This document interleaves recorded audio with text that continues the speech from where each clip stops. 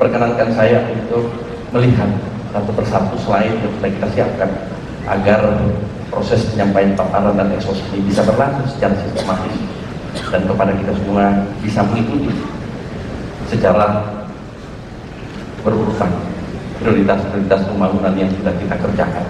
Apa yang kami ekspos pada saat ini tidak secara keseluruhan mengcover semua kegiatan-kegiatan yang sudah kami lakukan, tetapi paling tidak menjadi bagian dari gambaran umum atas berbagai program prioritas yang sudah kita laksanakan selama 9 tahun, dan insya Allah 1 tahun ke depan adalah tahun-tahun finishing atau tahun-tahun penyelesaian akhir. Bapak Ibu sekalian, sebagaimana kita ketahui, saya memiliki latar belakang berbeda dengan Pak Saleh.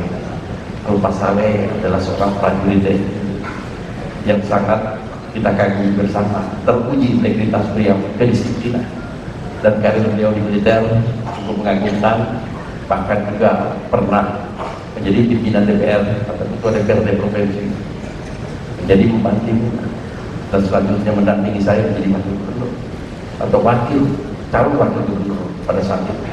Berbeda dengan saya yang bermodalkan sedikit sebagai entrepreneur muda pada kualifikasi menengah kecil, tidak masuk dalam kualifikasi pengusaha besar di negeri ini, tapi saya punya komitmen untuk mencoba membangkitkan semangat para pemuda-pemuda yang ada di Nusa Tenggara yang semula enggan untuk terjun ke dunia politik karena dianggap di politik itu terlalu besar resiko dan dinamika yang harus dihadapi dan dialami. Namun alhamdulillah Bapak Ibu sekalian,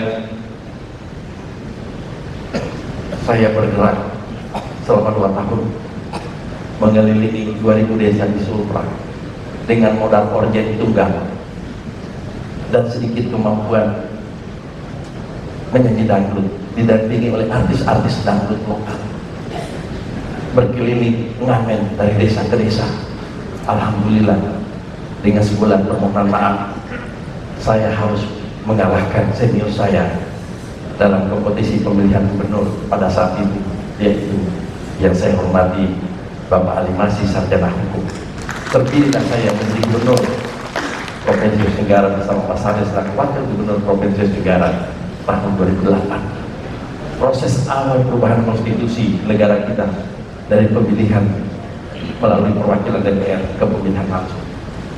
Kegalauan saya sebagai idealis muda yang ingin memahami dan mengetahui lebih jauh, ingin membedah persoalan-persoalan bangsa yang ada di wilayah Sulawesi Tenggara terjawab. Pada mulanya saya berpikir menjadi penguasa itu bisa segala-galanya.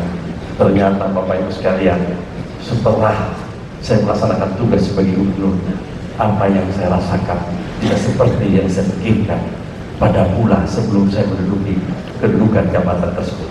Mari kita lihat apa yang mendasari argumentasi saya.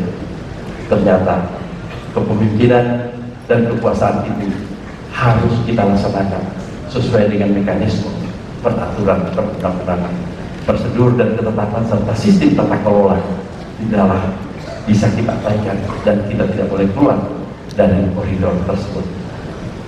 Bapak Ibu sekalian, untuk memulai penyelenggaraan pemerintahan, maka yang kami lakukan adalah penyiapan visi dan misi dengan komitmen mewujudkan Sulawesi Tenggara mandiri dan berdaya saing sebagai kelanjutan dari visi dan misi yang telah kami lakukan pada tahun 2008 ke 2013 dan 2013 ke 2008. Pada dasarnya, priorisasi pertama ke priorisasi kedua tidak ada perubahan yang mendasar dari arah dan orientasi pelaksanaan pembangunan dan pemerintahan, kecuali adalah revitalisasi atau penguatan sistem baik yang bersifat peningkatan maupun perluasan dari berbagai program dan kegiatan-kegiatan prioritas.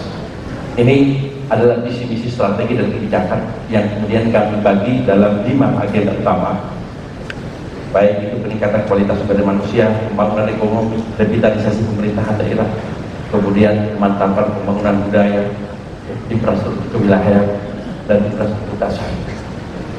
Dijabarkan dalam berbagai kegiatan, program dan kegiatan. Lanjut. Nah, Ini adalah titik prioritas di 2008, 2013, dan 2013-2018.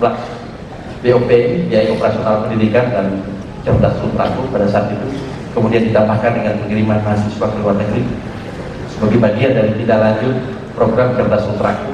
Kemudian untuk revitalisasi pemerintahan, yaitu peningkatan kualitas dan kesejahteraan pegawai negeri sipil sebagai mesin atau motor penggerak utama di dalam pelayanan sosial kemasyarakatan, termasuk pelaksanaan pembangunan ya, di prioritas tahun 2013-2018.